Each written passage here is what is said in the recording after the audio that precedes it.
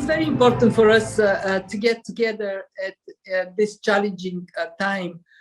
We are projecting this year to be difficult, with global growth slowing down from 3.4% last year to 2.9% in 2023.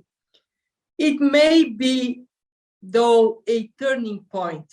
We might be seeing growth bottoming out and inflation finally going down. There are some positive factors, like a very resilient labor market in the United States, in Europe, very strong performance of some emerging market economies, including India, and the fact that we can project a potentially exit from the high inflation period, but uncertainties are high, and in that context, having a chance to compare notes, ministers of finance and central bank governors, so we can define the right policies for this time, is so very important. Yes, it is. India's performance has been quite impressive. For this year, we expect India to retain a high growth rate, 6.8% for the year that ends in March, 6.1%, a bit of slowdown like the rest of the world economy, but way above the global average. And in that way, India is providing 15% of global growth in 2023. Why is India a bright spot? Because one, the country has done really well to turn the digitalization that has been already moving quite well into a major driver of overcoming the impact of the pandemic and creating opportunities for growth and jobs. Second, because India's fiscal policy has been very prudent. We have seen the new budget presented, and it is a sound budget that keeps the Indian finances in good shape, and at the same time provides significant financing for capital investments. And three, because India didn't shy away to learn the lessons from the pandemic and to implement very strong policies to overcome what has been really a difficult time for a number of months. What we have learned through the shocks of the pandemic, of the war in Ukraine, is that countries with strong fundamentals withstand these shocks much better. The same way people with strong immune systems have been withstanding the hit of COVID. What it means for India is to continue to build these strong fundamentals. And what we have seen in the last years is very progressive and responsible tax policy. The fact that India unified its tax system made it a much more effective and fiscally better positioned country. That there is a lot of attention to investment climate.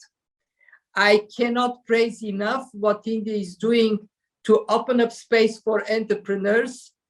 And that is visible in the digital space. India put in place public digital infrastructure that is so well attuned for private initiatives to blend in, to take advantage of this infrastructure. And the results are not only impressive for India, they are of great interest to other countries. And last but not least, India does have young population. 15 million people are added to the labor force every year. When you have strong investment climate that generates jobs, that is a great advantage. And India has underutilized in the past its women. Prime Minister Modi is very clear. Women are a fabulous resource for India's growth. And what is being done there, I can only say that is the direction to travel. Make sure that the legal framework is advantageous for women to participate in the labor force, that access to education for women is the same as for men, that there is a lot of attention paid to security so women can go to work. I'll give you a small example. I had a chance in Mumbai to ride in a women-only car on a train. And women there told me that the safety that provides to them makes a huge difference. They go to work, they go to study. So many of the reforms in India go in a direction of taking advantage of this strength of the Indian economy, youthful population, and reservoir of talent for innovation.